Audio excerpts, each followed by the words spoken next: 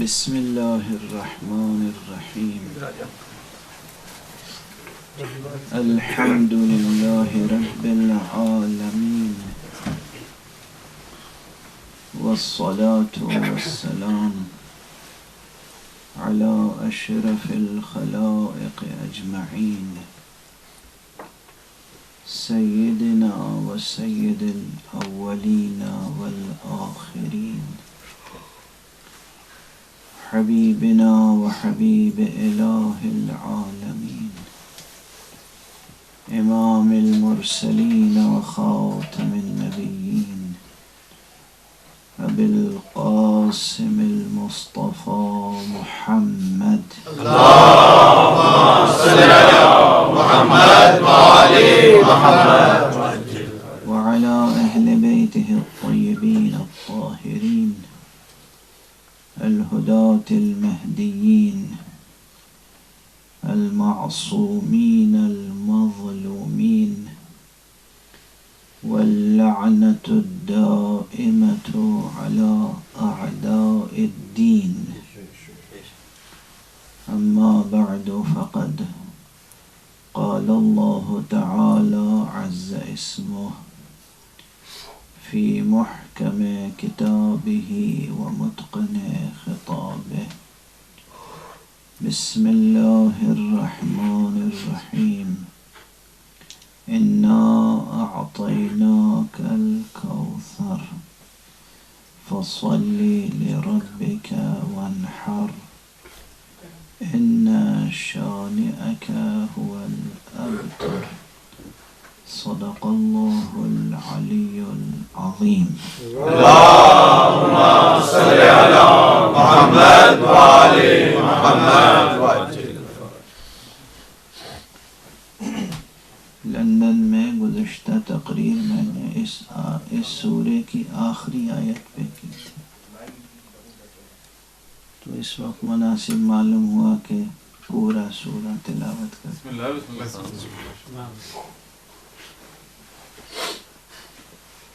پروردگار اس گھر کو خیر و برکت سے پر فرمائے اور بیت اور اہل بیت دونوں کا ظاہر و باطن نور ذکر محمد و آل محمد سے منور فرمائے۔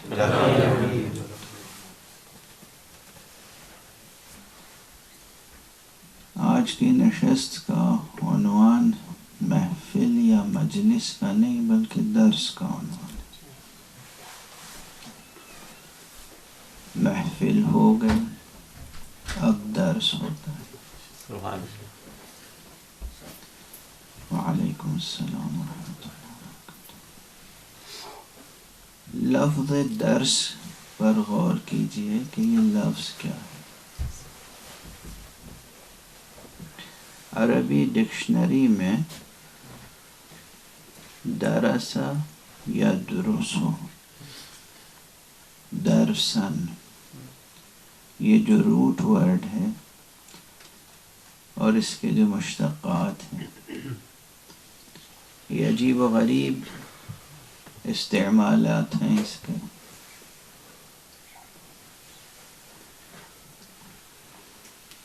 جب کہیں فصل ہوتی ہے،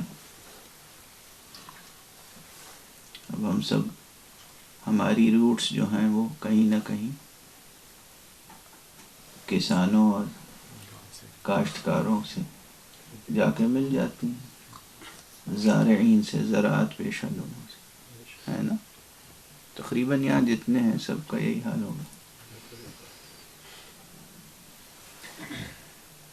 تو جب زراعت کرتا ہے انسان، جیسے دھان کی فصل ہے، گیہوں کی فصل ہے، یہ فصل تیار ہوتی ہے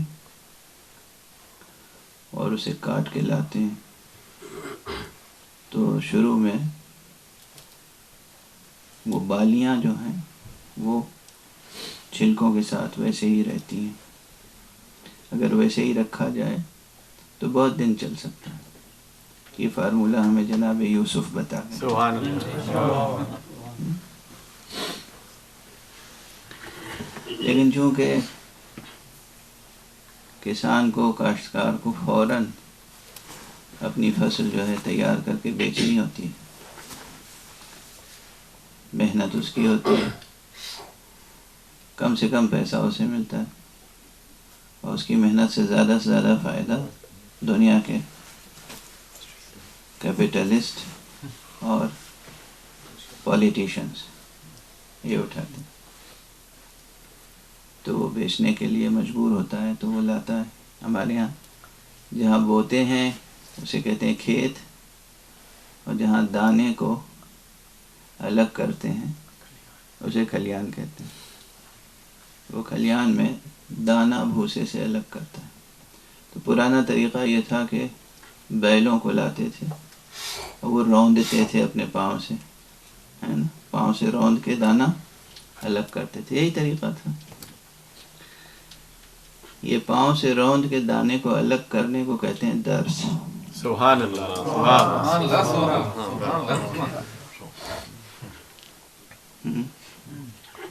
وہ دانے کی بات ہے۔ کوئی چیز اگر اتنی زیادہ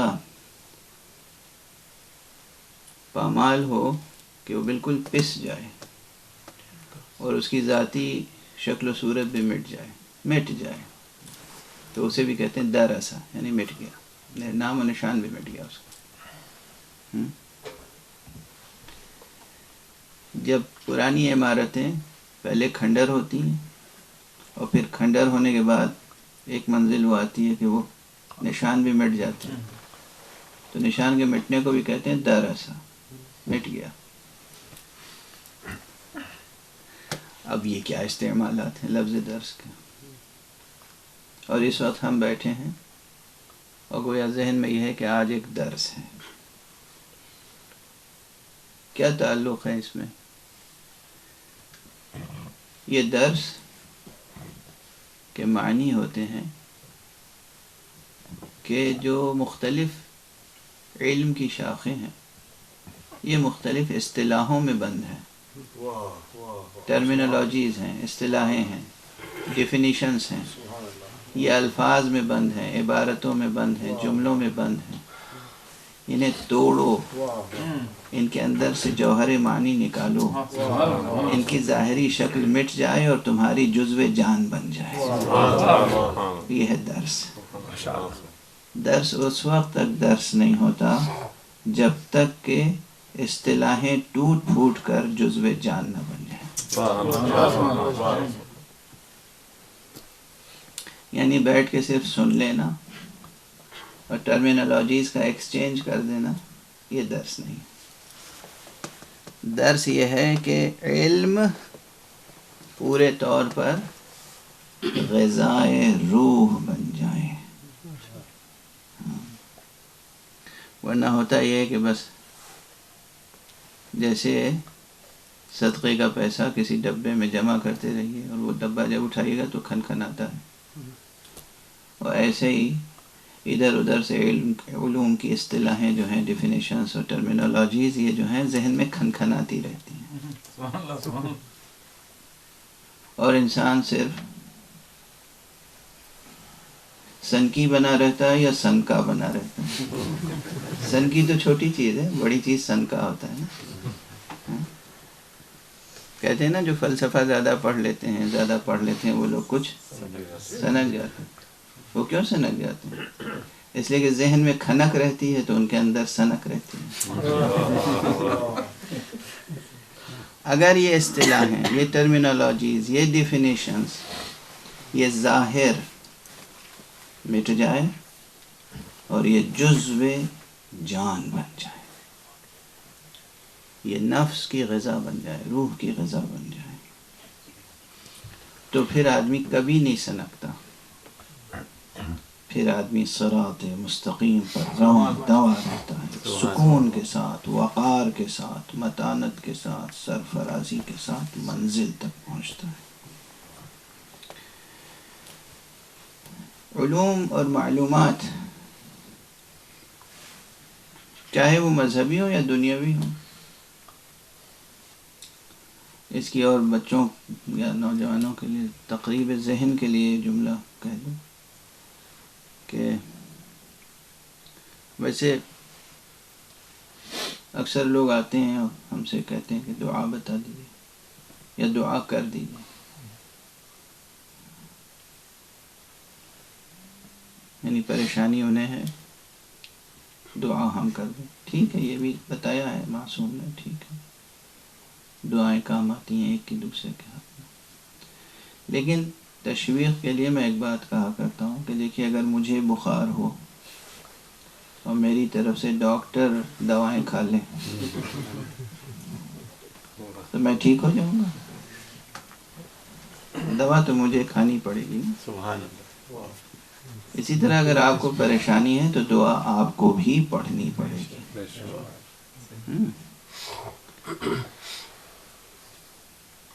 اور دعا پڑھنے کے معنی کیا ہے؟ وہاں بھی مسئلہ ہے. دعا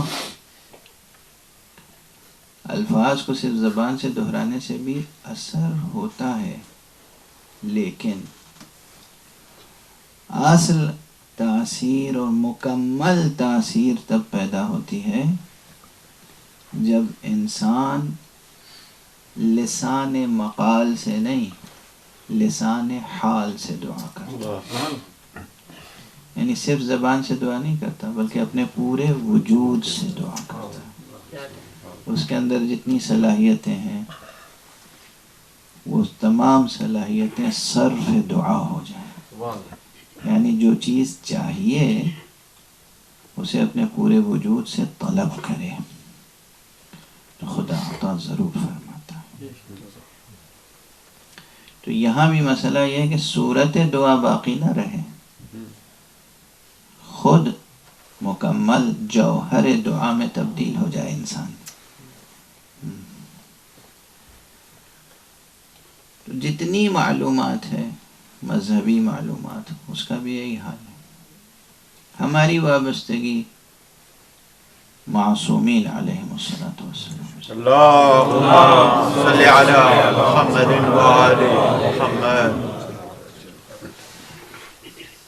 گزشتہ مہینہ جو قمری مہینہ تھا وہ منسوب ہے حضرت پیغمبر اکرم صلی اللہ علیہ وسلم. اللہم صلی علی محمد وآل محمد. اور یہ مہینہ جس کی آج پہلی ہے، یہ بطور خاص نسبت رکھتا ہے ہمارے 11ویں امام حسن عسکری. اللہم صلی علی محمد وآل محمد. تاریخ اور روایات اٹھا کے دیکھیں گے تو ظاہر ہے کہ کوئی مسئلہ ایسا نہیں ہے جس میں اختلاف نہ ہو. چنانچہ اس میں بھی اختلاف ہے کہ حضرت کی ولادت سن 231 ہجری میں ہوئی یا 232 ہجری میں ہوئی، اور ربیع الثانی میں ہوئی یا رمضان المبارک میں ہوئی یا رجب میں ہوئی. اس طرح اختلافات ہیں، 4-5 قول ہیں. تاریخ میں کوئی کہتا ہے 4 ربیع الثانی تھی، کوئی کہتا ہے 8 ربیع الثانی تھی، کوئی کچھ اور کہتا ہے.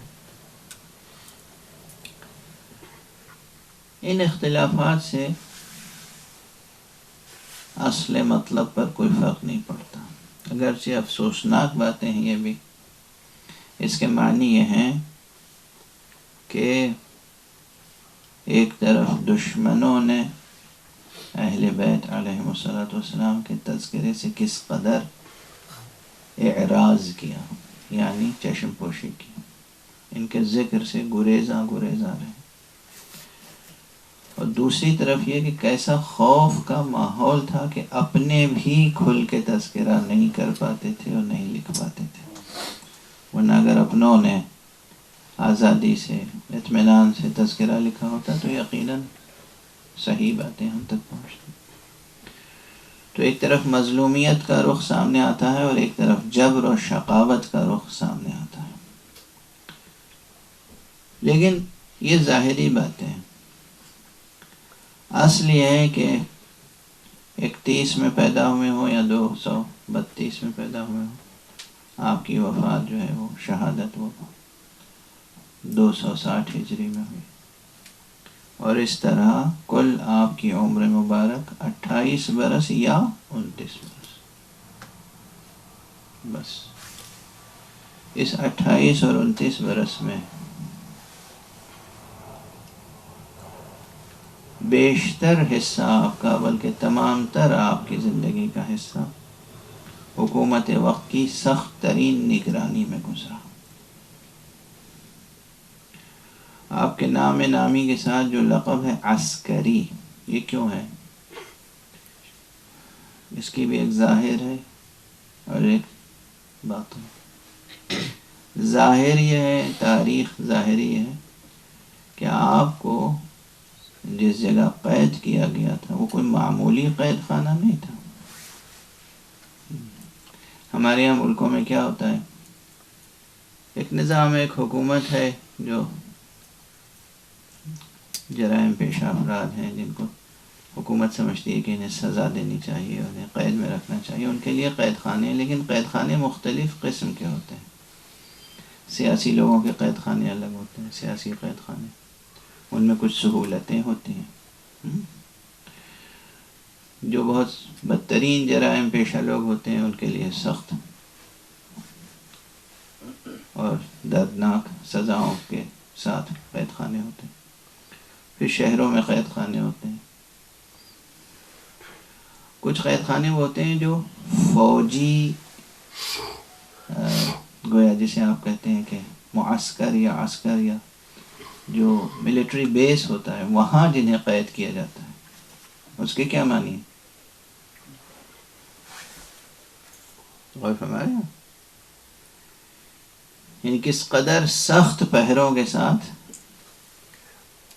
یعنی سویلینز کے جیل میں نہیں بلکہ ملٹری جیل میں. تو حضرت کو اور آپ کے والد گرامی حضرت امام علی نقی علیہ السلام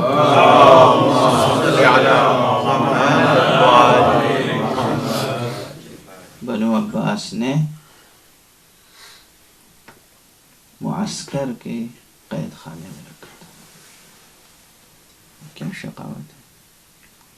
اور پروردگار آپ سب حضرات کو توفیق عطا فرمائے کہ سامرا کی زیارت کریں. سامرے میں مجھے یہ موقع ملا ہے کہ میں نے حضرت کا جو قید خانہ ہے وہ بھی دیکھا کہ اس زمانے میں وہ جو پورا احاطہ تھا اس کے بیشتر حصے تو کھنڈر ہو گئے، لیکن اس کا وہ گوشہ جس میں امام تھے قید، گویا جس میں امام نے عبادتیں کی، نمازیں پڑھی، روزے رکھے، ذکر الہی کا سلسلہ قائم رکھا، وہ گوشہ ابھی تک موجود ہے. حالانکہ اس کی کوئی مرمت کا انتظام تھوڑی ہے کہ آثار قدیمہ کے طور پہ اسے بچایا جا رہا ہے، ایسا کچھ نہیں ہے. لیکن وہ گوشہ ابھی تک اس وقت بھی موجود ہے، جس میں کس قدر گہرائی میں جا کر دو طرح کی جگہیں ہیں وہاں پر. ایک زمین کے اندر کافی گہرائی میں، کئی میٹر گہرائی میں، جس طرح قبر ہوتی ہے، صرف ایک شخص کے لیٹنے بھر جگہ ہے، وہاں آپ کو رکھا گیا تھا. اور ایک وہ قید خانہ ہے کہ جہاں جسے کہتے ہیں کہ ایک ٹنل ہے، سرنگ ہے، اور بہت ہی تاریک ہے، جیسے بھول بھلیاں ہوتی ہے. کہ جو لوگ گئے ہیں آثار قدیمہ کے ماہرین، وہ یہ کہتے ہیں کہ کچھ دور جانے کے بعد دم گھٹنے لگتا ہے، فوراً واپس آ جاتے ہیں، آگے جانے کی ہمت نہیں پڑتی، سانس رکنے لگتی ہے، دم گھٹنے لگتا ہے. اس میں کافی آگے جا کر وہاں ایک قید خانہ ہے جہاں آپ کو رکھا گیا. یہ سب ابھی موجود ہے، یہ کوئی کہانی نہیں ہے، ابھی موجود ہے. اس وقت روئے زمین پر یہ چیزیں موجود ہیں.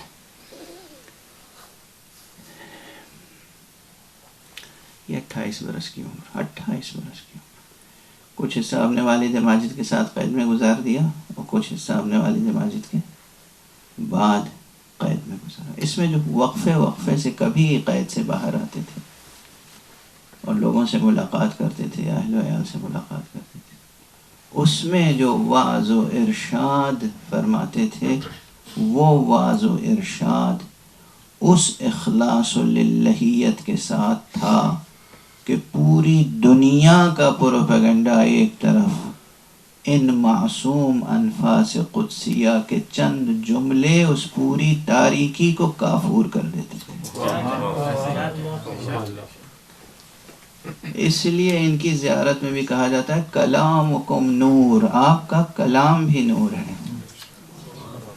یہ خود نور ہے، ان کا وجود نور ہے، ان کا جسم نور ہے، ان کی روح نور ہے، ان کا کلام نور ہے، ان کا ذکر نور ہے. اللہم صلی علی محمد و آل محمد.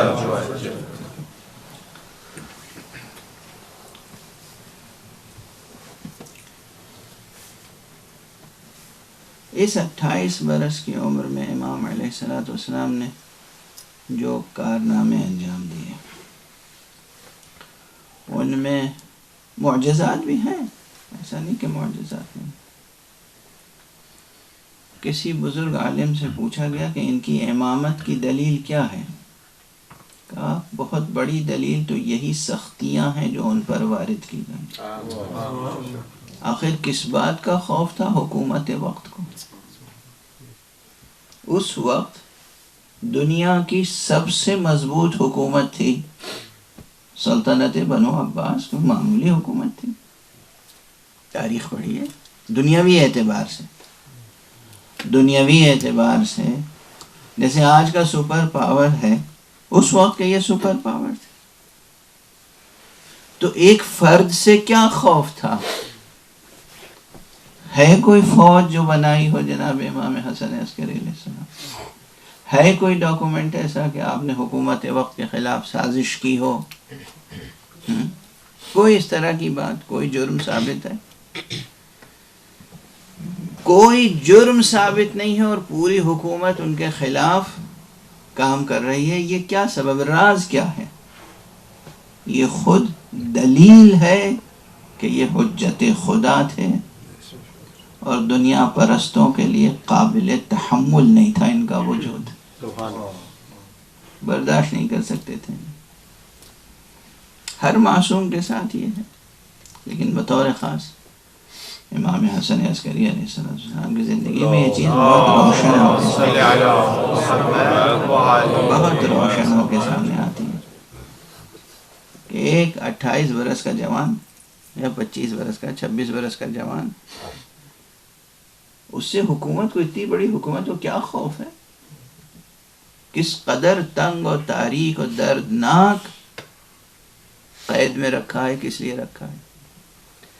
اور آپ تاریخوں کو پڑھیں، وہ تاریخیں جو اہل سنت نے لکھی ہیں ان میں بھی یہ واقعہ ہے، اور جو شیعوں نے لکھی ہیں ان میں بھی واقعہ ہے، بلکہ شیعوں نے وہیں سے نقل کیا ہے کہ خود بنو عباس کے جو افسران ہیں اور جو ان کے متعلقین ہیں انہوں نے نقل کیا ہے. مثلا ایک شخص ہے، وہ نقل کرتا ہے کہ میرے بابا حاکم تھے شہر کے اور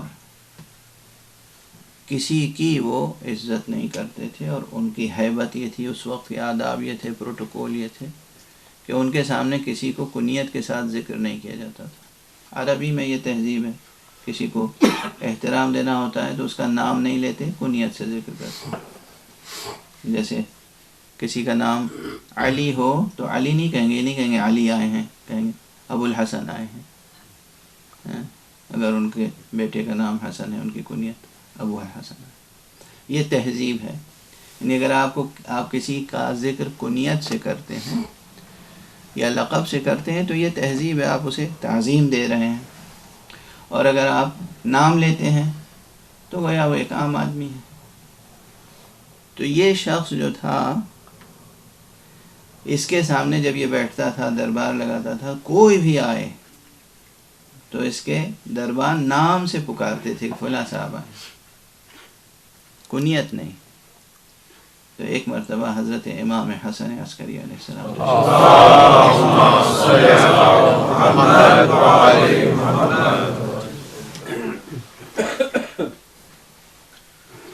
دربان نے آ کے کنیت سے ذکر کیا کہ ابو محمد آئے، اور اس نے کوئی اعتراض نہیں کیا بلکہ بلایا اور احترام سے کھڑا ہوا اور قریب بیٹھا، اور اس طرح بیٹھا کہ جیسے بہت ہی معمولی آدمی بیٹھتا ہے کسی عظیم انسان کے ساتھ، اور بہت دیر تک گفتگو کی. محو ہو گیا آپ کے کلام میں. اور اسی دوران ایک دوسری بہت بڑی شخصیت حکومت سے تعلق رکھنے والی آئی، جو ہمیشہ پورے پروٹوکول کے ساتھ آتی تھی. اس کے حشم خدم لوگ ہوتے تھے. لوگوں نے آ کے کہا وہ آئے ہیں، تو توجہ بھی نہیں کی اس کی طرف، اور آپ کے سامنے خضوع و خشوع کے ساتھ بیٹھا ہوا. اور اس کے بعد جب وہ بالکل قریب آ گیا تو امام سے کہا کہ اب آپ اس راستے سے تشریف لے جائیں، اس لیے کہ یہ شخص آپ کو میرے پاس دیکھ کر خوش نہیں ہوگا، دشمنی پہ آمادہ ہو جائے. یہ بیٹا کہتا ہے کہ میں نے اپنے باپ کو تو ایک طاغوت کی شکل میں دیکھا تھا. میں نے دیکھا تھا یہ کسی کا احترام نہیں کرتا، سب اس کے سامنے جھکتے ہیں. میں یہ پورا منظر دیکھ کر سوچا تھا یہ کون شخصیت ہے کہ میرا باپ اس کا احترام کر رہا ہے، اور وہ بھی اتنا احترام. کنیت سے پکارا گیا اور پھر یہ ان کے سامنے دو زانو ہو کے بیٹھا، اور محویت کی یہ کیفیت. کہ میں نے لوگوں سے پوچھا تو لوگوں نے کہا تم نہیں جانتے ہو، یہ بنی ہاشم سے ہیں، یہ ابن الرضا ہیں. امام رضا علیہ السلام کی ولی عہدی کے بعد سے تمام سادات کو اور بطور خاص جو امام ہوتے تھے انہیں ابن الرضا کہہ کے پکارا جاتا تھا. کہ یہ ابن الرضا ہیں. اچھا، کہ جستجو کی میں نے کہ ان کے حالات دریافت کریں. اب یہ دشمن اور دشمن کا بیٹا، تو میں نے ہر ایک سے پوچھا پورے شہر سامرہ میں، چاہے وہ ہاشمی ہو یا غیر ہاشمی، جس سے پوچھا کوئی ایک شخص ایسا نہیں تھا جس نے آپ کے فضائل اور مناقب بیان نہ کیے. آپ کی عبادت کا تذکرہ، آپ کے حسن خلق کا تذکرہ، آپ کی عطا کا، آپ کی سخاوت کا، آپ کی شرافت کا، آپ کی کرامت کا، آپ کی عظمتوں کا تذکرہ، فضائل اور مناقب کا تذکرہ. اور کسی ایک زبان پر آپ سے کوئی ایک گلہ سننے کو نہیں ملا. کہ اس چیز سے میرے دل میں آپ کی محبت بڑھتی چلی گئی. یہ دشمن گواہیاں ہیں. اس روایت کی روشنی میں عرض کرتا ہوں کہ یہ تنہا ایک روایت نہیں ہے. اب اس ایک روایت کو بطور مثال سامنے رکھیں، اور جب بھی کوئی آپ سے پوچھے کہ یہ 12 اماموں کی یا ان 11 اماموں کی امامت پہ آپ کے پاس دلیل کیا ہے، کہ یہ خود ان کی بلندیوں پر دشمنوں کی گواہیاں.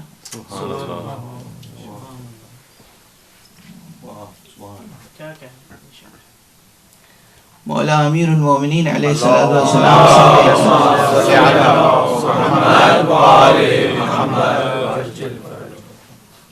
پہلی دلیل کیا میں نے کہی تھی؟ خود جو ان پہ سختیاں ہیں، مصائب ہیں، وہ دلیل ہے ان کی امامت پر.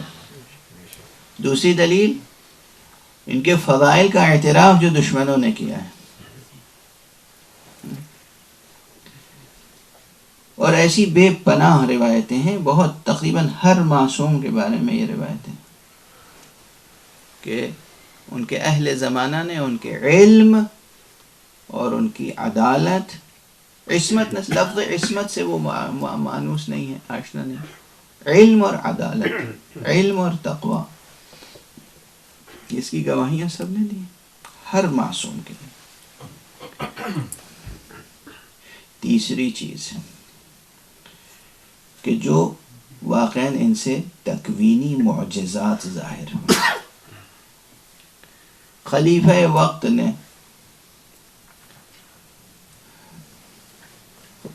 ایک کے بعد ایک زندان بان بدلے، اور زندان بدلے، جیل بدلی، اور اس کے کارندوں کو بدلا، تاکہ، اور یہ تاکید ہوتی تھی کہ ان پہ زیادہ سے زیادہ سختی کرو۔ اور وہ جو خود حاکم ہوتا ہے جیل کا، اس کے بھی تو آگے نوکر چاکر ہوتے ہیں، تو وہ اپنے سامنے رکھتا تھا کہ بھی جا کے انہیں تم زیادہ سے زیادہ جتنی اذیت دے سکتے ہو اذیت دو۔ چند دنوں میں وہ اذیت دینے والے جلاد ایک عابد شب زندہ دار بن جاتے ہیں۔ اور جب بلا کے پوچھا جاتا تھا تم کیا کر رہے ہو، ہم نے کہا تھا اس شخص کو تکلیف دو، اذیت دو، اسے پریشان کرو، تو وہ حیرت زدہ ہو کے کہتے تھے ہم کیا کریں، کس بات کی اذیت دیں؟ دن بھر یہ کھڑے ہو کر نماز رات بھر کھڑے ہو کر نماز پڑھتے ہیں، دن بھر روزہ رکھتے ہیں، کھانا تناول نہیں فرماتے ہیں، افطار بہت مختصر کرتے ہیں، کوئی سیاسی گفتگو نہیں کرتے ہیں، ہم اذیت کس بات پہ دیں؟ اور نتیجہ یہ ہوتا تھا کہ خود وہ امام کے زہد و تقوی کو دیکھ کر بیشتر خود پابند صوم و صلاۃ ہو جاتے تھے، خود ان کے اندر خوف خدا پیدا ہو جاتا تھا۔ اللہ کی طرف سے آنے والی حجتوں کا کام کیا ہے؟ نبیوں کا کام کیا ہے؟ اماموں کا کام کیا ہے؟ بندوں کو خدا سے آشنا کر دیں۔ خدا کی کچھ معرفت ہمارے اندر پیدا ہو جائے، خدا کا خوف پیدا ہو جائے، خدا کا لحاظ پیدا ہو جائے۔ کل یہ ہے خلاصہ شرائع، خلاصہ ادیان یہ ہے کہ ہم اپنی زندگی میں، روزمرہ کی زندگی میں اللہ کا لحاظ کرنا سیکھ لیں۔ وہ یہ سکھا دیتے تھے اپنے عمل سے اشقیاء کو، جلادوں کو۔ اس سے بڑھ کر یہ معجزہ نہیں ہے۔ ایک شخص جسے رکھا گیا ہے اس لیے کہ وہ آ کر صرف اذیتیں پہنچائے اور وہ تبدیل ہو جائے، اس کی قلب ماہیت ہو جائے، جسے آپ معمولی واقعہ سمجھ رہے ہیں۔ ایک جملہ یاد رکھیے گا، تانبے کا سونا بن جانا، کھرا سونا بن جانا اتنا زیادہ حیرت ناک بات نہیں ہے جتنا کسی شقی انسان کا سعید بن جانا۔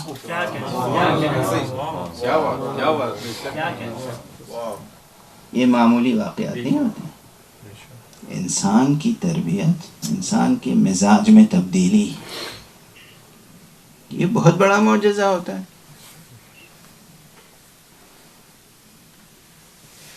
یہاں پہ جملہ کہنے کا دل چاہتا ہے، گزشتہ تمام انبیاء میں اور ہمارے نبی میں یہی فرق ہے۔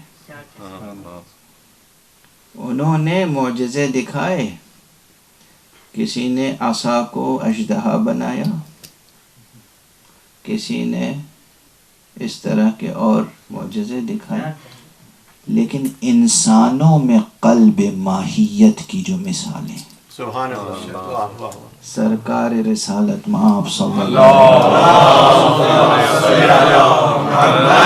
علیہ اور ان کی ذریت سے ہونے والے اماموں کے ہاں ملتی ہیں، وہ اس سے کہیں زیادہ ہے۔ یہ نہیں کہ ان کے ہاں نہیں تھیں، مگر ان کے ہاں یہ مثالیں بہت زیادہ ہیں، بہت زیادہ۔ آدم کے 2 بیٹوں میں ایک حابیل ہوا تو ایک قابیل ہو گیا۔ مصطفیٰ کی ذریت میں کتنے معصوم ہوئے اور کتنے عباد اللہ الصالحین ذریت میں، اور اسی طرح امت میں تمام نبیوں کی امتوں میں جو علماء و متقی حضرات گزرے ہیں ان کا شمار کر لیجئے، اور امت مصطفیٰ صلی اللہ علیہ وسلم اس وقت روئے زمین پہ گھوم پھر کے دیکھیے، اس وقت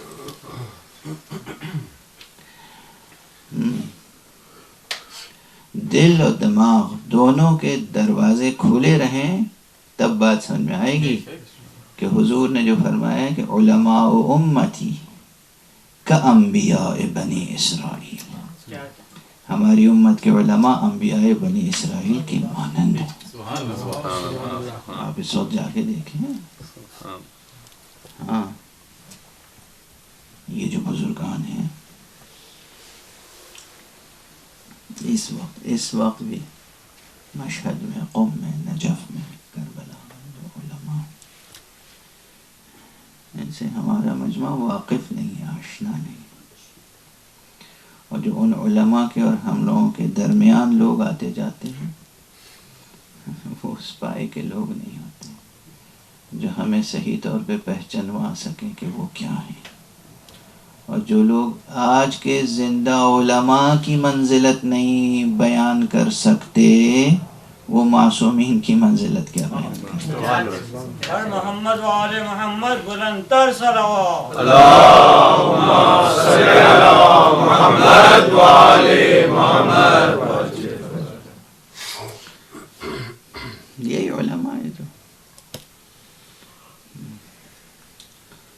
میں اس مرتبہ جو گیا تھا تو دو ایک لوگوں سے درد دل کرنے کا موقع ملا. تو میں نے کہا کہ یہ فریضہ ہم لوگوں پر ہے کہ حوزہ علمیہ قم میں اور نجف میں جو بزرگ علماء ہیں ان کی زندگی اور طرز زندگی کو بیان کریں دوسروں سے، کیسی زندگی بسر کرتے ہیں.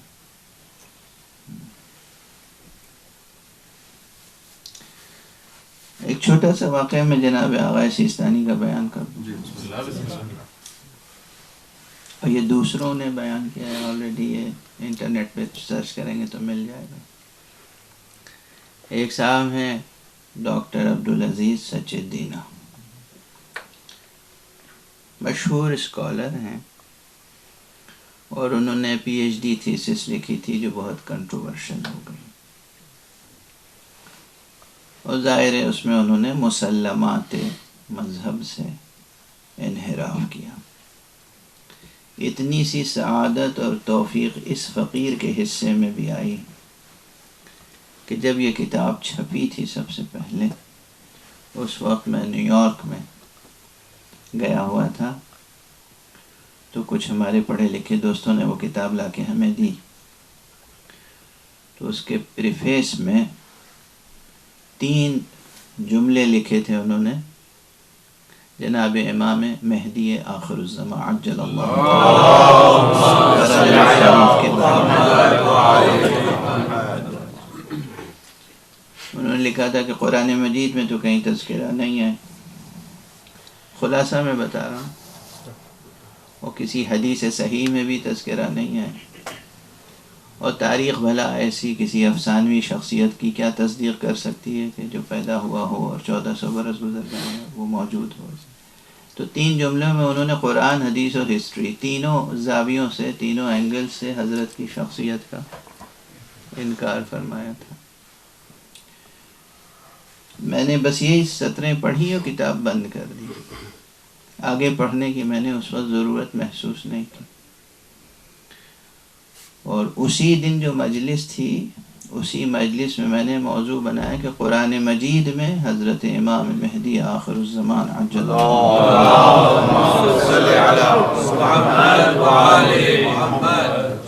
کے اوپر دلالت کرنے والی آیتیں کون کون سی ہیں. اور پھر کنٹینیو 17 دن تک 17 تقریریں اسی موضوع پہ ہوئی. جہاں میں ٹھہرا ہوا تھا ان صاحب کا نام تھا، میرے بہت اچھے دوست ہیں سید احتشام رضا کاظمی، آپ آزاد بھی شاید واقف ہیں ان سے، یہاں آ چکے ہیں. انہوں نے مجھ سے کہا مولانا 17 دن ہو گئے ایک ہی موضوع چل رہا ہے، ابھی آپ کیا سمجھتے ہیں ان پہ کوئی اثر ہوگا؟ تو بس فقیروں کی بات ہوتی ہے، میری زبان سے نکل گئی بات کہ آپ دیکھیے ان کا فون آئے گا. تو وہ ہنسے، کہنے لگے وہ نہایت مغرور انسان ہے. انہوں نے کہا تھا، میں نہیں کہتا ان کی شان میں کوئی گستاخی، وہ نہایت مغرور متکبر انسان، یونیورسٹی میں پروفیسر ہیں، اور وہ کہاں آپ کو فون کریں گے. آپ کی محنت ضائع ہو رہی ہے. میں نے کہا نہیں، ضائع تو کسی بھی اعتبار سے نہیں ہو رہی ہے، آقا کی خدمت ہے، آقا کا تذکرہ ہے. لیکن دیکھیے ان کا فون آیا. اتفاق ہے کہ میں نے جس دن یہ بات کہی اس کے دوسرے دن صبح 10:30 بجے ڈاکٹر عبدالعزیز سچدینہ کا فون آیا احتشام کاظمی صاحب کے گھر پہ، اور انہوں نے کہا کہ کیوں نہ ایسا ہو کہ ہم آپ کہیں بیٹھ جائیں، گفتگو ہو جائے اس سبجیکٹ پر.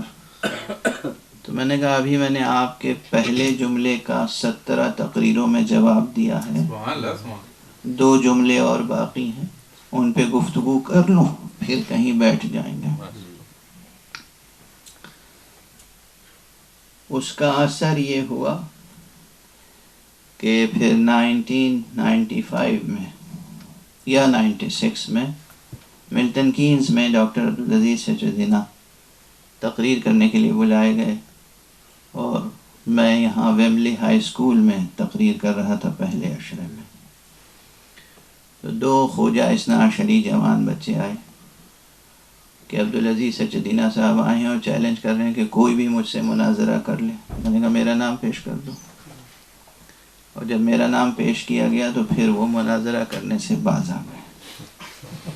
پھر انہوں نے مناظرہ نہیں کیا، اور وہ بچے جو 6 یا 7 محرم کو مجھ سے ملنے آئے تھے، وہ پھر 12 محرم کو آئے کہنے لگے آپ کا نام میں نے پیش کر دیا تھا لیکن وہ مناظرے کے لیے آپ سے تیار نہیں ہوئے. خیر یہ بات درمیان میں آ گئی.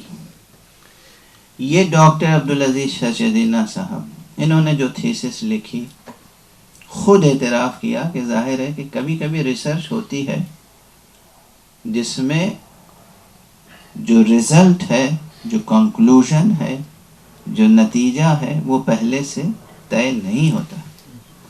ایک ریسرچر ریسرچ کرتا ہے اور ریسرچ کا رزلٹ جو بھی آئے وہ بیان کر دیتا ہے. یہ ہوتی ہے جینوین ریسرچ. اور اگر پہلے سے پری ڈیٹرمنڈ ہے کہ ہمیں یہ ثابت کرنا ہے تو وہ ریسرچ تھوڑی ہے.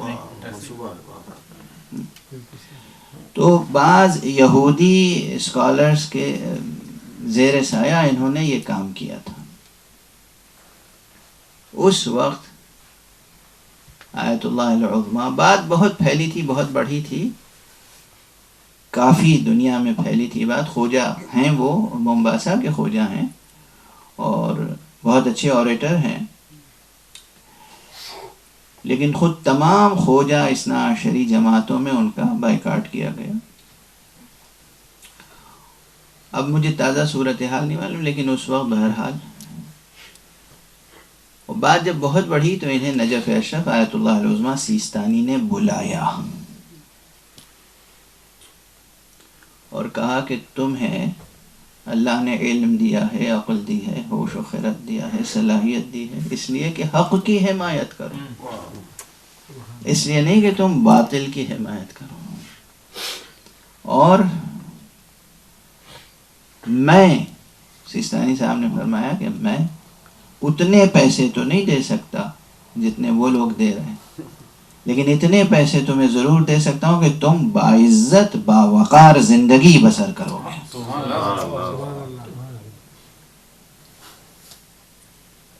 اگرچہ خود میری زندگی کیا، یہ کہہ کے انہوں نے اپنی قبا کھولی اور اندر پیوند لگا ہوا کرتا دکھا دیا کہ یہ جو اوپر کی قبا دیکھ رہے ہو یہ لوگوں کو دکھانے کے لیے ہے، اندر یہ ہے میرا لباس.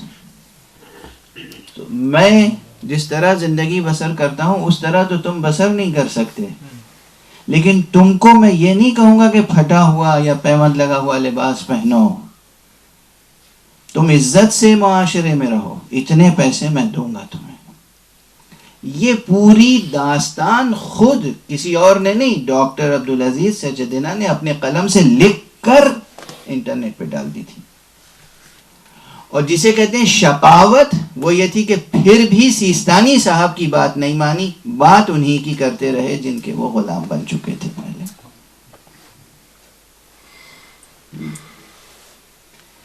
یہ جو ہمارے علماء ہیں، یہ سیستانی صاحب یہ آیت اللہ خوئی، یہ آیت اللہ خمینی، یہ جو بزرگان ہیں انہیں آپ کیا سمجھتے ہیں؟ تکلف برطرف، ہم نے کہا تھا نا درس ہے. اسی زمانے میں ہم نے ایک جملہ کہا تھا، بڑا ہنگامہ ہوا تھا اس پر، لوگ تنقیدیں کرتے تھے اور دشمنی پہ اتر آئے تھے. وہ تو ہم لوگ، ایک صاحب ہیں ہمارے بارے میں کہتے ہیں کہ میں نے ایسا شخص نہیں دیکھا جو دوسروں کے جھگڑے بھی آگے بڑھ کے اپنے گلے لے لیتا ہوں. تو میں نے موازنہ کر دیا تھا کہ فرعون کے زمانے میں چلے جائیے تاریخ میں، فرعون کے مقابلے میں جناب موسیٰ کی کامیابی تاریخ کا اتنا بڑا معجزہ نہیں ہے جتنا بڑا معجزہ شاہ ایران کے مقابلے میں خمینی صاحب کی کامیابی ہے. آپ سب پڑھے لکھے لوگ ہیں، تجزیہ کیجیے گا. فرعون تنہا فرعون تھا، اس کے ساتھ اور فراعنہ نہیں تھے.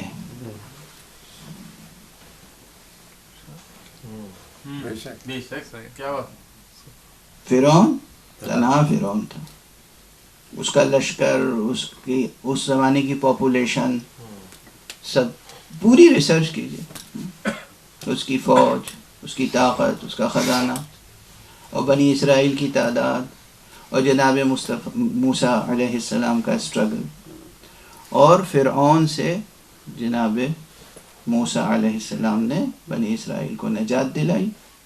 اور اس کے بعد فرعون کا جو انجام ہوا باعجاز الہی وہ ہوا.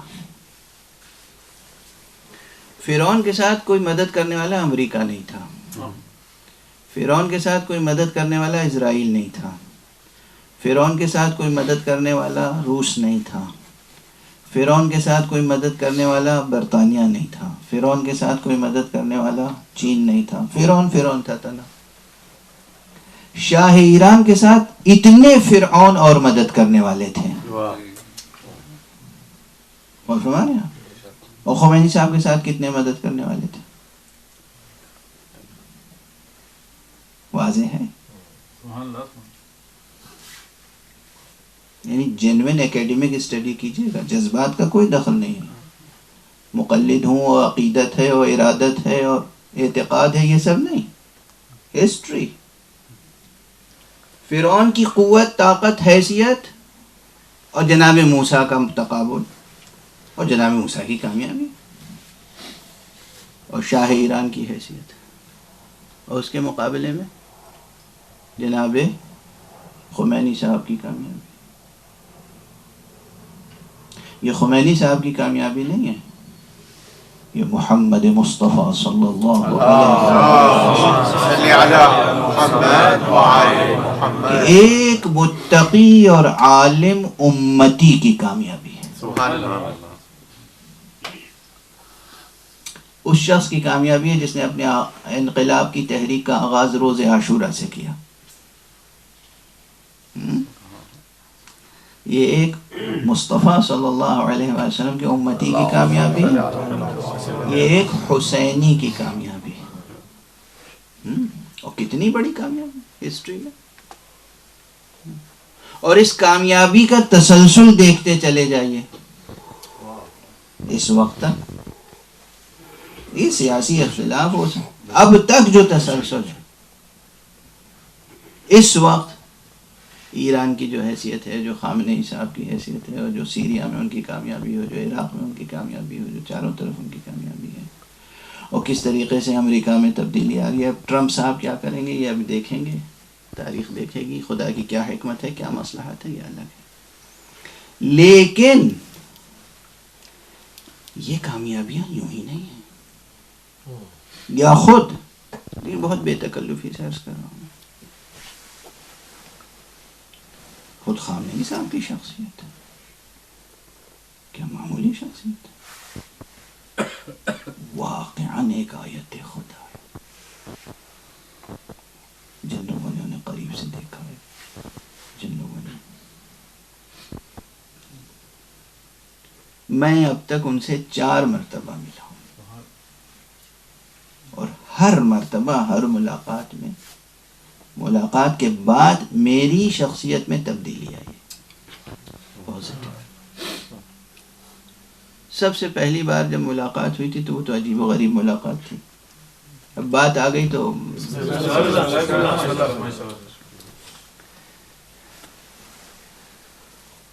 یہ بھی توفیق من جانب اللہ تھی. اس وقت ہم بہت فعال تھے دہلی میں.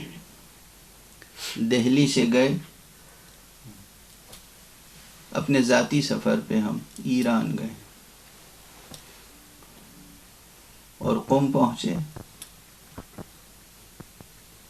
کسی کو میں نے سرکاری سطح پہ نہیں اطلاع دی تھی کہ میں آیا ہوں، لیکن ظاہر ہے کہ یہ ایرانی قوم کی بیداری ہے کہ انہوں نے ایئرپورٹ سے آنے والوں اور جانے والوں کی لسٹ پہ کتنی گہری نظر ان کی ہوتی تھی یا ہوتی ہوگی اب بھی. وہ میرا نام وہاں پہنچ گیا کہ یہ شخص ملک میں آیا ہے. دوسرے ہی دن یا تیسرے دن ایک صاحب کا ابھی پرسوں انتقال ہو گیا، مولانا مقصود رضوی صاحب کشمیری، پروردگار انہیں جنت نصیب فرمائے. ایک یہ تھے اور ایک صاحب ابھی موجود ہیں، مولانا اوحدی صاحب. خود اوحدی صاحب، یہ 2 حضرات درمیان میں تھے. اوحدی صاحب کا فون آیا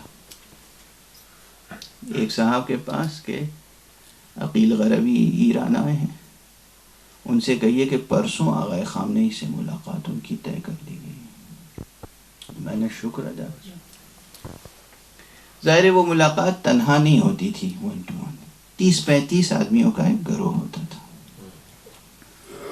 گئے تقریباً ظہر سے 1 گھنٹے پہلے. میرے ذہن میں ایک روایت تھی عرصے سے جو اس وقت ذہن میں نہیں تھی. روایت یہ ہے، ہمارا جو عزادار مجمع ہے نا، وہ اول وقت نماز کو کچھ نہیں سمجھتا، اذان کی کوئی اہمیت نہیں سمجھتا.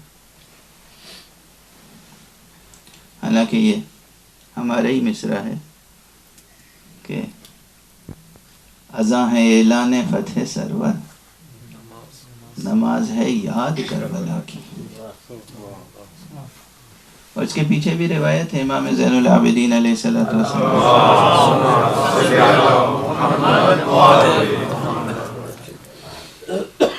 جب ایک شقی نے امام کو اذیت دینے کے لیے یہ کہا کہ علی ابن الحسین بتاؤ کون جیتا، تو کیا کہا تھا امام نے؟ کہ چند لمحے انتظار کر لے، جب اذان ہوگی تو پتہ چل جائے گا کون جیتا. اس کے کیا معنی ہے؟ یہ روایت دلالت کرتی ہے کہ اذان دراصل اعلان فتح امام حسین. اب یہ کیسا عزادار ہے، کتنا دور ہو گیا ہے اصلی معارف سے، جو اس اذان کا احترام نہیں کرتا. تو روایت یہ ہے، پیغمبر اکرم صلی اللہ علیہ وسلم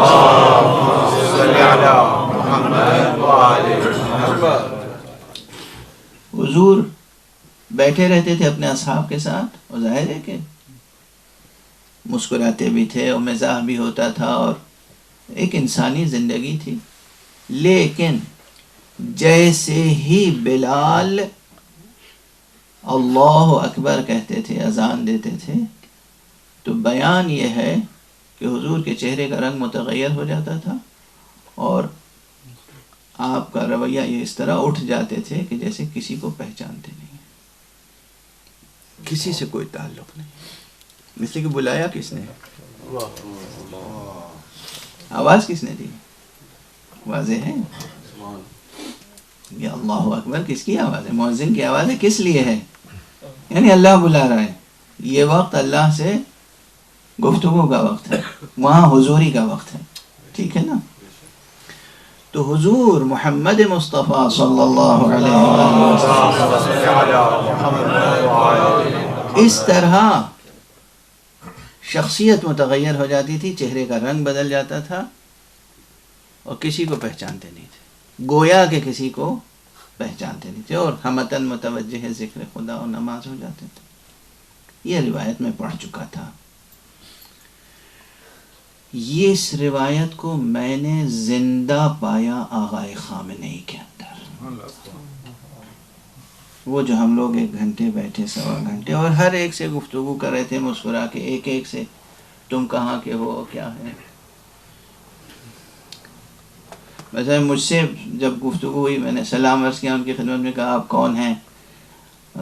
رضوی ہیں. تو بس اتنا کہنے گے ہندوستان میں تو جتنے رضوی ہیں وہ نیشاپور سے گئے ہیں، تو آپ کا خاندان نیشاپور سے گیا ہوگا. ہر ایک سے پورے انس کے ساتھ گفتگو کرتے کرتے جیسے ہی وقت نماز داخل ہوا، یہ میں نے محسوس کیا، میری آنکھیں وہ منظر بھول نہیں سکتی کہ ایک دم چہرے کا رنگ بدل گیا، بالکل تبدیل اور کھڑے ہو گئے نماز کے لیے. اور ہم سب نے ان کے پیچھے نماز پڑھنے کی سعادت حاصل کی. یہ امت مصطفیٰ صلی اللہ علیہ وآلہ وسلم. ایک اور صلوات پڑھیں.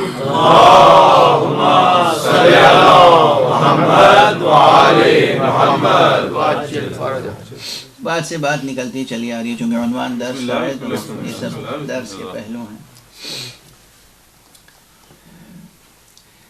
ان علماء کی شخصیتوں کو دیکھیں اور پھر معصومین کی طرف جائیں. پھر میں عرض کروں 2-3 نکات دہرا دوں اور گفتگو کو سمیٹوں. یہ جو ہمارے 12 امام علیہم الصلاۃ والسلام ہیں، ان کی امامت پر بہت دلیلیں ہیں، لیکن اور جو جس سطح کا ہو اس سے اسی سطح سے گفتگو ہوتی. کسی کا ذوق تاریخی ہے، کسی کا ذوق سماجیاتی ہے، کسی کا ذوق فلسفیانہ ہے، کسی کا ذوق سائنسی ہے، کسی کا ذوق متکلمانہ ہے، کسی کا ذوق فقہی ہے، کسی کا ذوق شاعرانہ ہے. ہر ایک سے اس کے ذہن کے مطابق دلیل قائم کی جاتی ہے. اور بحمد اللہ ہمارے 12 اماموں کی امامت پر دلیلوں کی کوئی کمی نہیں.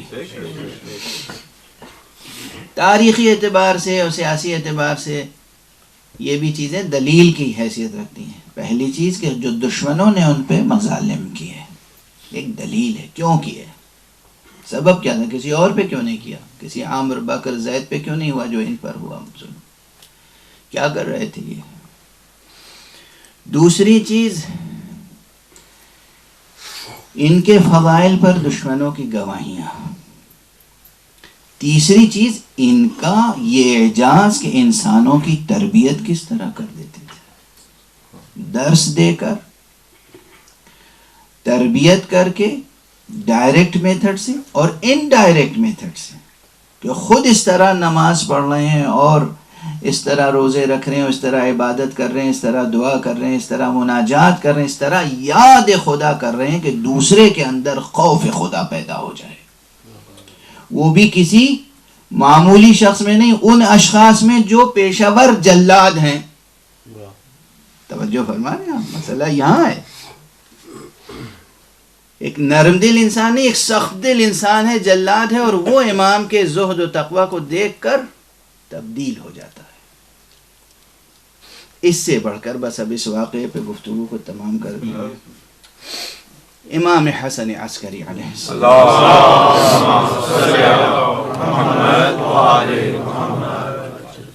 میں عرض کر رہا تھا نا کہ بدلے جاتے تھے زندان بان اور سخت سے سخت لائے جاتے تھے تاکہ ان پہ ظلم ہو. ایک ایسا شقی زندان بان لایا گیا جس نے انہیں، اور یہ جگہ بھی ابھی تک باقی ہے، ابھی باقی ہے سامرہ میں. جیسے آج کل میوزیم ہوتے ہیں، اس زمانے میں بھی کچھ بادشاہوں کے ذوق ہوا کرتے تھے، تو ایک وہ پورا بڑا سا احاطہ تھا جس میں شیر اور چیتے اور درندے جانوروں کو رکھا گیا تھا. یعنی 1-2 نہیں تھے، احاطہ بہت بڑا. اس کا ریڈیس آپ دیکھیں گے بہت بڑا ہے. امام کو اس میں پھینک دیا گیا. تاریخ میں پھینکنے کا لفظ ہے. ڈال دیا اسے اٹھا کے، تاکہ کافی ہے. ان کے زعم ناقص میں یہ درندے امام کو ہلاک کر دیں گے، ان کا گوشت کھا جائیں گے، خون پی جائیں گے، اور پھر بھول گئے کہ گویا یہ کام کیا ہے ہم نے. کئی دن کے بعد وہ شقی متوجہ ہوا کہ جا کے دیکھے کہ ہوا کیا، حسن عسکری کہاں گئے، تو دیکھا آپ انتہائی سکون و وقار کے ساتھ نماز پڑھ رہے ہیں، اور تمام وہ درندے حیوانات آپ کے گرد گویا کے طواف کر رہے ہیں. یہ وہ معجزات ہیں، انسان کو تبدیل کرنا اور درندے حیوان کی قلب ماہیت کرنا. اسے کہتے ہیں حجت خدا. اب یہ واقعے دوستوں نے تھوڑی لکھے ہیں، یہ جنہوں نے کیا انہوں نے خود بیان کیا ہے، ان کے مؤرخین نے نقل کیا ہے. یہ مسئلہ یہ نہیں ہے کہ حیدرآباد کے غالی شیعوں نے یہ واقعات گڑھ کے لکھ دیے ہیں. آغا سروش کی شاعری نہیں ہے، نہیں، دشمنوں نے، جس نے یہ کام کیا اس نے نقل کیا. تو تکوینی اعتبار سے، تشریعی اعتبار سے، تاریخی اعتبار سے، سماجی اعتبار سے، عمرانیاتی اعتبار سے، ہر لحاظ سے، جس لحاظ سے دیکھیں گے ائمہ اثنا عشر کی امامت پہ دلیلیں موجود ہیں، اور امام حسن عسکری علیہ السلام امامت اور آپ کی جلالت قدر و عظمت اور ولایت پر دلیلیں ہیں. ولایت، یہ ولایت کچھ اور ولایت ہے. جس ولایت کی ہم بات کر رہے ہیں معصومین کے لیے، وہ ولایت کا درجہ کچھ اور ہے. وہ ولایت نہیں ہے کہ جو ایک باپ کو بیٹے پہ حاصل ہوتی ہے. ایک فقرہ اور ہے، پورے عالم انسان، عالم اسلام کو جو امام حسن عسکری علیہ السلام کی ایک عطا ہے، وہ آپ کی خدمت قرآن بھی ہے. خدمت قرآن، ویسے خدمت قرآن میں یہ تو سمجھانے کے لیے نا چھوٹے الفاظ ہیں، یہ یعنی ہماری زبان میں وہ الفاظ ہیں نہیں جو ان معصوم ان کے شایان تو یہ تو ہم اپنی سطح سے چھوٹے چھوٹے لوگ ہیں، چھوٹے چھوٹے الفاظ سے کام چلاتے ہیں. یہ تو وہ ہے نا کہ یہ خود چلتے ہوئے قرآن ہے. زمین پر اگر چلتا ہوا قرآن دیکھنا ہو تو علی کو دیکھ لیجیے، حسن امام حسن عسکری کو دیکھ لیجیے. یہ تو زندہ قرآن ہے نا چلتے ہوئے. اب ان کے لیے ہم کہیں کہ قرآن کی خدمت کی انہوں نے، مگر نہیں، یہ ان عقلوں کے لیے جو ان کے مرتبے سے آشنا نہیں ہیں، ایکیڈمک ذہن رکھتے ہیں اور وہ سمجھتے ہیں کہ انہوں نے کوئی خدمت کی، قرآن کی کیا خدمت کی. تو ایک مشہور واقعہ ہے کہ آپ کے زمانے میں ایک شخص تھا اسحاق کندی، جو بہت بڑا اسکالر تھا، اور وہ قرآن مجید کے بارے میں کتاب لکھ رہا تھا، اور لکھ رہا تھا تضادات قرآن، کہ قرآن میں ایک جگہ ایک بات کہی گئی ہے اور دوسری جگہ اسی کی نفی کی گئی. پورا عالم اسلام اس وقت ساکت تھا کہ ہوگا کیا، یہ اتنا بڑا اسکالر ہے، اس نے جو کتاب لکھی ہے اس سے تو ہمارا دین مٹ جائے گا اور قرآن کی کا اعجاز کا عقیدہ ختم ہو جائے گا، وغیرہ وغیرہ. سب خائف تھے. امام علیہ السلام نے اپنے اصحاب میں سے ایک شاگرد کو تربیت کر کے صرف چند فقرے اسے سکھائے، اور کہا جا کے اس سے یہ کہہ دینا. اب کیا تاثیر تھی؟ یہ ہے نفس قدسی معصوم. ممکن ہے یہی بات کوئی اور کہتا تو یہ تاثیر پیدا نہ ہوتی، مگر آپ نے فرمایا بس اس سے جا کے یہ کہہ دو کہ یہ جو معنی تم نے سمجھے ہیں آیتوں کے، مطمئن ہو کہ کہنے والے کا منشا بھی یہی ہے.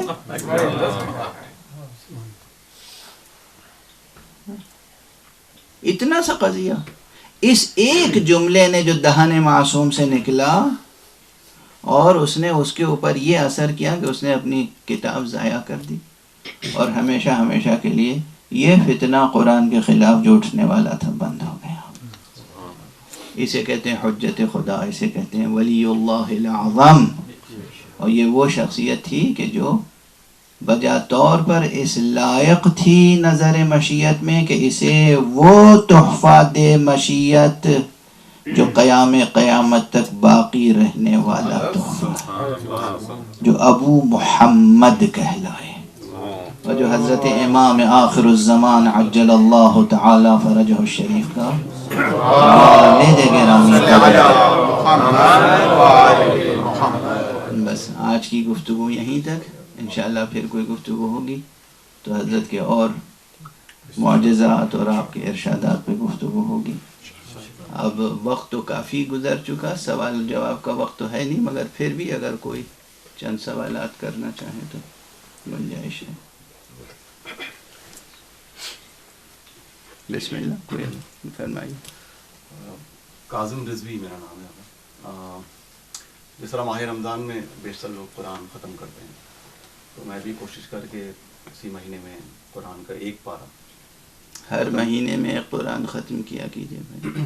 انشاءاللہ کوشش کروں. جیسے ماہ رمضان میں ہر روز ایک پارہ پڑھ لیتے ہیں، جی جی کیا مشکل ہے پھر ہر روز ایک پارہ کیوں نہیں پڑھتے؟ جی آگا وہی دریافت کر رہا ہوں. تو وجہ یہ ہوتی ہے بڑھ یوں نہیں پاتا آگے کہ جب تک ترجمہ پڑھتا ہوں تو اس ایک پارے کا مشکل سے 1 یا 2 صفحہ ترجمہ کا سمجھنے کی کوشش کرتا ہوں اور کوئی نتیجہ تفسیر کی روشنی میں تمام کی. تو اجازت دیں آپ سورہ ہود کی آیت سے میرا سوال ہے. فرمائیے. اللہ تعالیٰ سے فرماتے ہیں کہ وَهُوَ الَّذِي خَلَقَ السَّمَاوَاتِ وَالْأَرْضَ فِي 7 أَيَّامٍ، فی 6 ایام، 6 ایام، کہ وہ ذات ہے جس نے 6 دن میں آسمانوں اور زمین کو خلق تو کیا. اگر یہ اس سے یہ سمجھنا ٹھیک ہوگا کہ زمین اور آسمانی فقط بنے تو اس وقت تک سورج چاند ستارے نہیں بنے؟ نہیں، یہ مقصد نہیں ہے. کیونکہ یہ آیت یہ سورہ آگے یہ مضمون قرآن مجید میں کئی جگہ بیان ہوا ہے. سورہ ہود میں بھی ہے، سورہ فصلت میں ہے، سورہ سجدہ، اور کئی جگہوں پر ہے، بار بار یہ آیا. اور کہیں تفصیل اور بھی ہے خود قرآن نے کہ اللہ نے 2 دن میں آسمان بنائے اور 2 دن میں زمین بنائی اور 4 دن میں وہ اور چیزیں بنائی جو زندگی کے لیے ضروری تھیں. یہ قرآن میں ہے. یعنی ہمارے آپ کے لیے جو کچھ کھانے پینے کے لیے ضروری ہے، رزق کے لیے ضروری ہے، زمین سے جو کچھ اگتا ہے کیسے اگتا ہے، آسمان سے جو بارش ہوتی ہے اس بارش میں کیا تاثیر ہے بھائی کہ وہ زمین کے ساتھ ملنے کے بعد زمین کو زرخیز بنا دیتی ہے. اور کیا تاثیر ہے اس پانی میں کہ سیب میں سیب کی کیفیت و تاثیر پیدا ہوتی ہے، اور انار میں انار کی کیفیت، اور انگور میں انگور کی کیفیت. پانی تو ایک ہی ہے نا آخر. اور یہ اتنے رنگ برنگ کے جو پھول ہیں، سفید بیلا سفید رہتا ہے، اور گلاب جو ہے وہ گلابی رہتا ہے، اور نسترن جو ہے وہ سرخ رہتا ہے نا، اور گل داؤدی جو ہے وہ اودا اودا رہتا ہے. یہ جو ہے یہ بو قلمونی، یہ ایک پانی میں کہاں سے اتنی تاثیر آ گئی اور اس زمین میں اتنی کہاں سے تاثیر آ گئی کہ حشرات الارض کی غذا سے لے کر اور انسان شریف تک کی غذا اس سے فراہم ہو جاتی ہے. یہ سب اللہ نے 4 دن میں اس میں پیدا کیا. یہ قرآن میں موجود ہے.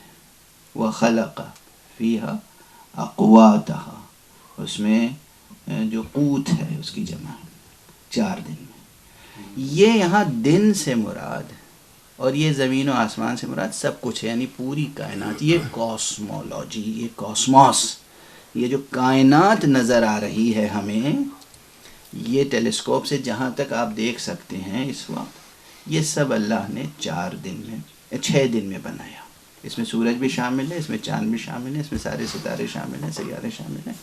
یہ سب اللہ نے 6 دن میں. دن سے مراد کیا؟ یہ دن 24 گھنٹے والا دن نہیں ہے، شاید آپ الجھ یہاں رہے. جی جی میرا سوال یہ تھا. دن سے مراد یہ نہیں. دن سے مراد ہے 6 مرحلوں میں بنایا. Stages, 6 stages, not just 6 days and nights 24 hours والے، یہ نہیں. ہاں چونکہ اگر اسی کہ اس وقت سورج نہیں تھا، زمین نہیں تھی، زمین کا چکر نہیں تھا سورج کے گرد، تو نہ دن تھا نہ رات تھا، یہ نہ رات تھی یہ نہ دن تھا. ٹھیک ہے نا؟ اسی سے آگے اگر تو اسٹیجز کی بات ہے وہاں پر. اسی کو اور ہر اسٹیج اس میں سے ملینز اینڈ ملینز ایئرس پر ہے. ہاں یہ 6 days جو ہیں ان میں کا ہر ڈے جی بالکل کئی سالوں پر ہے. Millions and billions years. تو اگر اسی ترجمے کو جب یہ آگے بڑھتا ہے تو اس میں کہتے ہیں یہ وہ ذات ہے جس نے 6 دن میں زمین اور آسمانوں کو بنایا اور اس وقت اللہ کا عرش پانی پر تھا. یہ عرش کیا ہے؟ عرش کوئی مادی چیز نہیں ہے، اور نہ وہ پانی ہائیڈروجن اور آکسیجن والا پانی ہے. اسی کو کہتے ہیں کہ قرآن کی زبان سمجھنے کی ضرورت ہے. وہی کوشش کرتے ہیں. یہ جو پانی ہے یہ وہ پانی نہیں ہے جس کا فارمولا H2O ہے، یہ واٹر نہیں ہے. وہ پانی الگ ہے، وہ عرش ہے. عرش الگ، اصلاً وہ ابن تیمیہ والا عرش آپ سمجھ لیں. ابن تیمیہ والا عرش جو ہے وہ ایک بڑی سی چوکی ہے، تخت ہے، جیسے بادشاہوں کا تخت ہوتا ہے 4 پائے پر، اس کے 4 پائے ہیں اور تخت ہے. ایسا کچھ نہیں. خدا جسمانیات سے بری و منزہ ہے، خدا مکان اور مکانیات سے منزہ ہے، خدا زمان اور زمانیات سے منزہ ہے. وہاں اسپیس اینڈ ٹائم کا کوئی کانسیپٹ نہیں ہے، وہاں میٹر اور میٹیریل پراپرٹیز کا کوئی تصور نہیں ہے. تو جو کیریکٹرسٹکس آف میٹر ہیں اس کا کوئی تصور نہیں ہے. نہ جسم ہے، نہ حجم ہے، نہ والیوم ہے، نہ ویٹ ہے، یہ سب کچھ نہیں ہے. یہ عوارض نہیں ہے. عرش سے مراد ہے علم الہی، اور کرسی سے بھی مراد ہے علم الہی. علم الہی کے بھی 2 مراتب ہیں. علم الہی کے بھی 2 مراتب. ایک علم الہی مطلق ہے جو ذات الہی سے مخصوص ہے، اور ایک علم الہی وہ ہے کہ جو مقام تعین اول میں آتا ہے کہ جو حصہ ذات مبارک مصطفیٰ صلی اللہ علیہ وسلم. تو یہ سب جو ہے یہ بالکل الگ دنیا ہے. عرش کا مطلب علم، عرش علم الہی ہے، کرسی بھی علم الہی. ولا یحیطون بشیء من علمہ، جو اللہ کے علم کی بات ہو رہی ہے یہ وہی علم ہے. جی اور اس میں کہا کہ اس سے آگے ہے. جی اس سے آگے کی بات ہے، وہی نہیں، اس سے آگے علم ہے. ٹھیک ہے، خدا کا علم ہے. اگر یہ علم کس کو دیا اللہ نے؟ میں نے ابھی عرض کیا کہ علم ایک وہ ہے جو ذات الہی سے مخصوص ہے. اس کے بعد وہ علم کا ایک حصہ ہے جو مصطفیٰ صلی اللہ علیہ وسلم کو ملا، اور اس کے بھی اور کچھ حصے ہیں. کچھ حضرت آدم کو ملا، کچھ حضرت نوح کو ملا، کچھ حضرت ابراہیم کو ملا. اس طرح تمام انبیاء پر تقسیم ہوا یہ علم. لیکن یہ کل علم نہیں کسی کو ملا. کل علم ذات باری کے ساتھ تھا اور ہے اور رہے گا.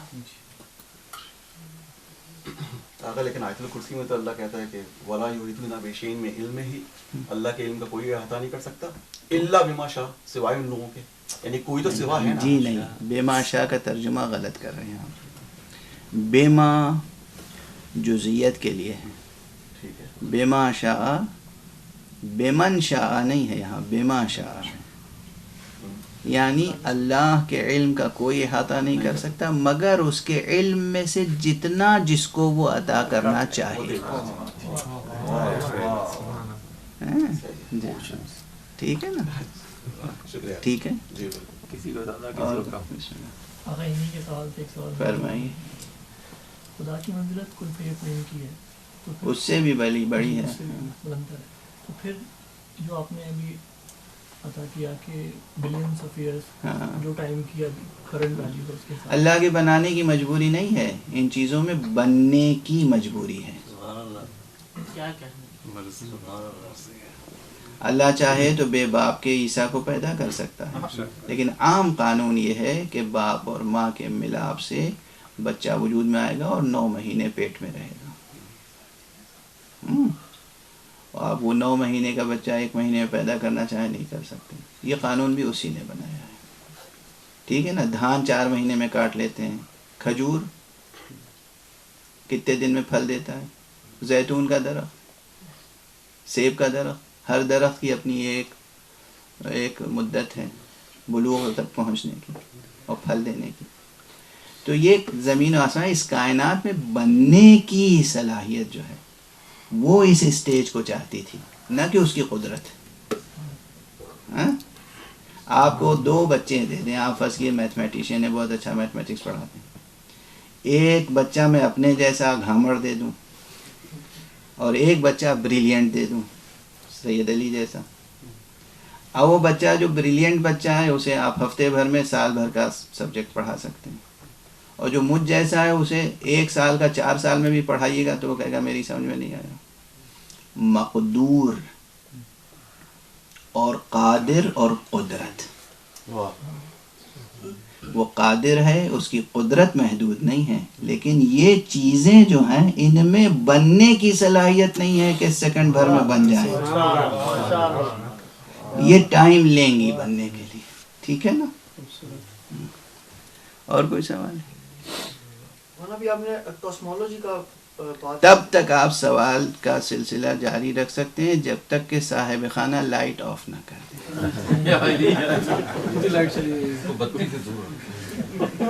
کاسمولوجی کے بارے میں یہ کہ کاسموس جو ہے وہ پھیل رہی ہے, وہ ایکسٹینڈ ہو رہی ہے.